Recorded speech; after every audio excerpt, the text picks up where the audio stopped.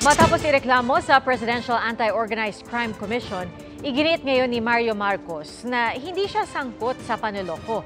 Ayon sa kanya, lehitimong negosyante siya sa AI industry at hindi rin daw siya nagpakilala na kamag-anak ng Pangulo. May mga letrato daw siya noon kasama ng Pangulo at iba pang VIP dahil tumulong siya sa kampanya ng Pangulo noong eleksyon.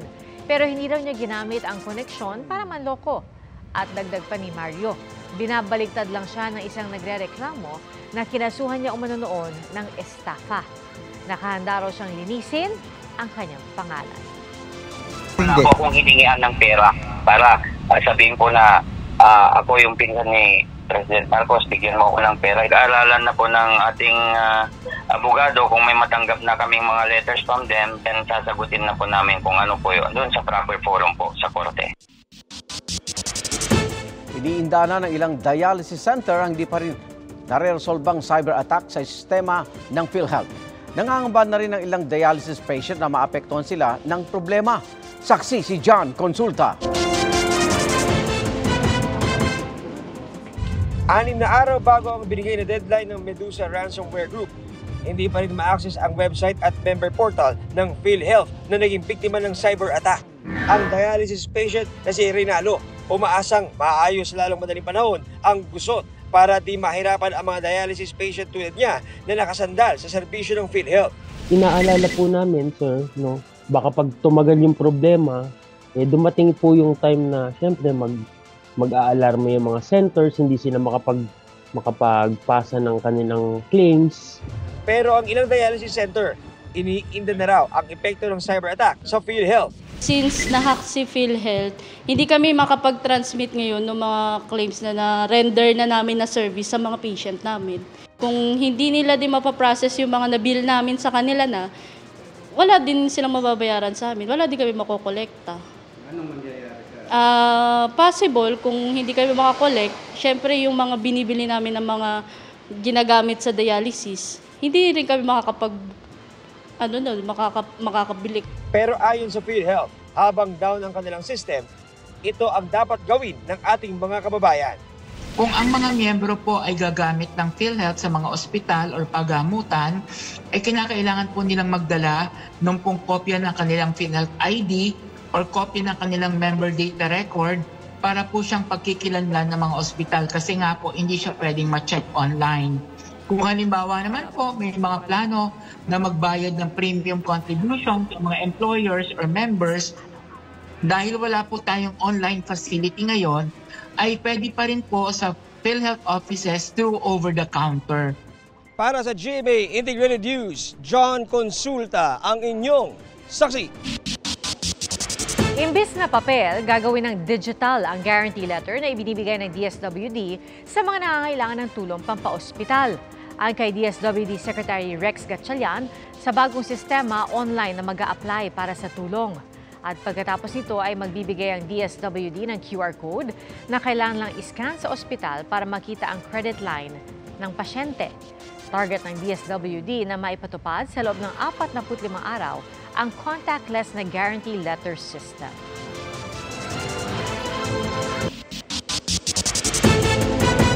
Libreng training para mabawasan ang mga na-aksidente sa kalsada.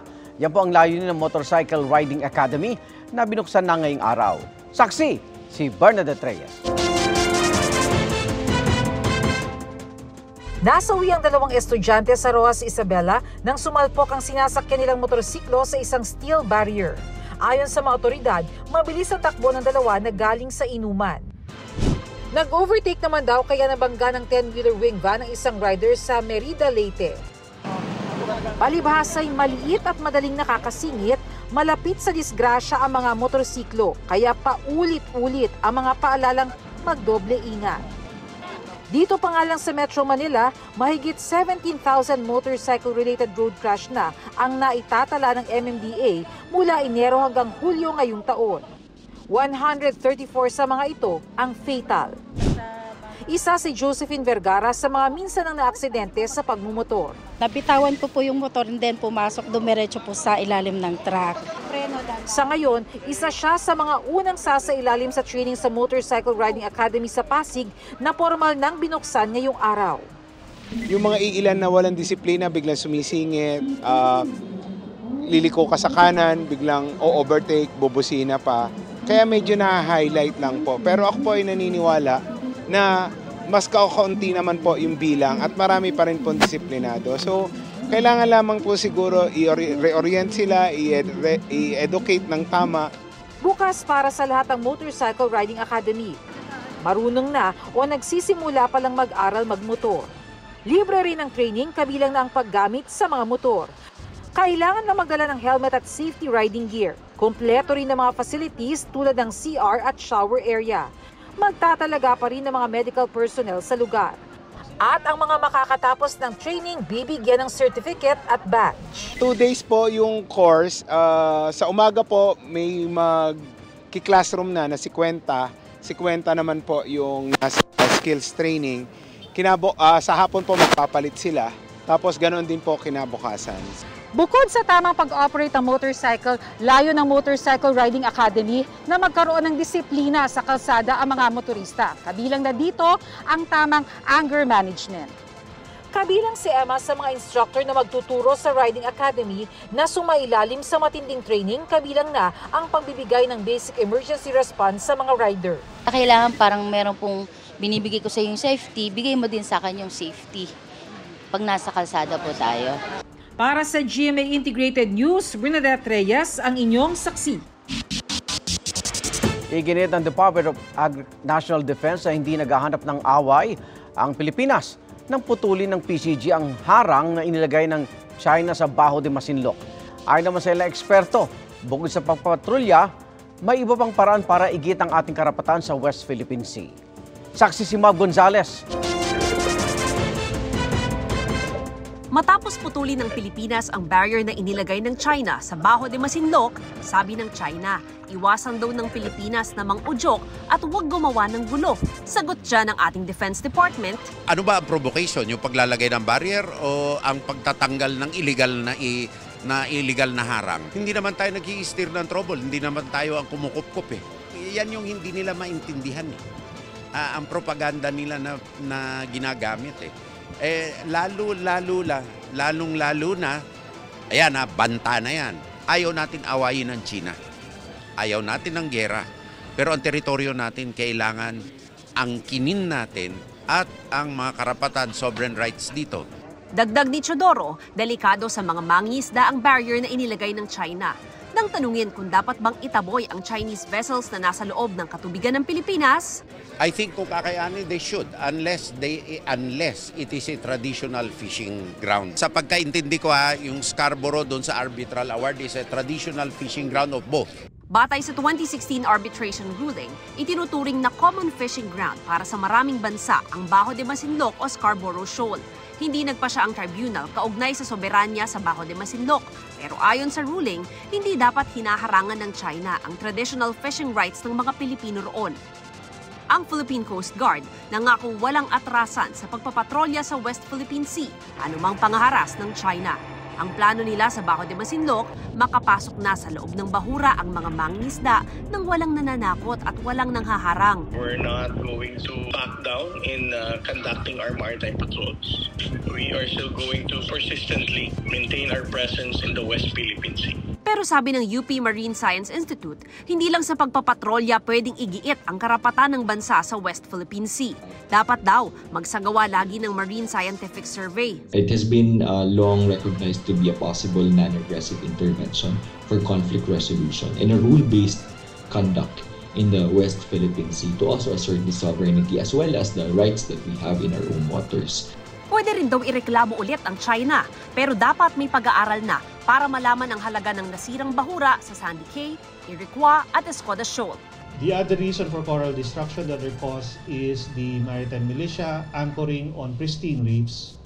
You do not anchor on coral reefs in massive numbers without causing some kind of destruction. The next part will now be to come up with more detailed data to really not only to attribute to the cause, but to also quantify and evaluate the losses. Nangako naman ang Senado ng dagdag na pondo para sa Defense Department. Para sa GMA Integrated News, Mav Gonzalez ang inyong saksi.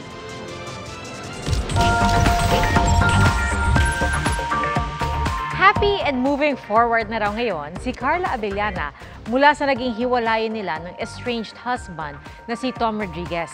Ayon kay Carla, nakapag-move on na siya at nahanap na niya ang kanyang peace. Kapansin-pansin din ang short hair ni Carla na sign daw na ready na siya sa mga pagbabago sa buhay man o kahit sa career. Kwento pa ni Carla, matagal na silang hindi nag-uusap ni Tom. At dahil American citizen si Tom, pinoproseso na rin daw nito ang divorce nila sa Amerika. Dagdag pa ni Carla, kasabay ng pag-move on ay nakapagpatawad na siya. At nang tanungin naman kung open siya na maging friend sila muli ni Tom. Ayoko maging definite sa kahit anong bagay. Anything can happen po talaga. So, wala po akong gustong parang finish, finalize, i-set.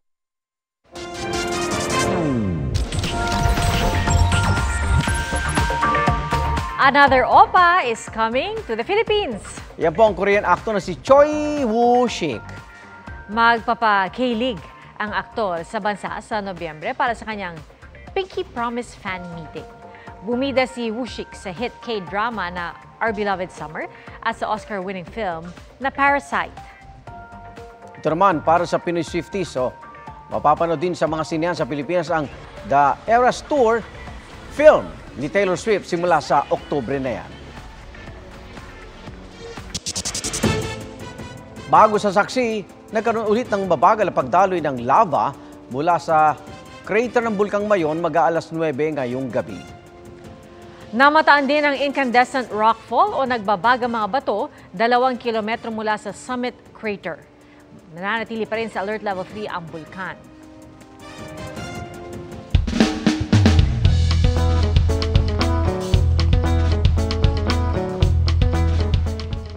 Chilling with ice cream baka mo. Ang na-develop na ice cream sa London may twist. Gawa kasi sa plastic ang vanilla ice cream na tinawag na guilty flavors.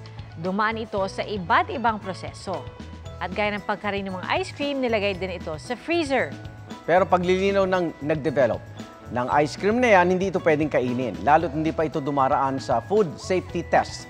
Na-inspire lang daw siyang gawin ito para maresolba ang plastic pollution sa kapaligiran. Salamat, Igan, sa inyong pagsaksi. Ako naman, Arnold Clavio.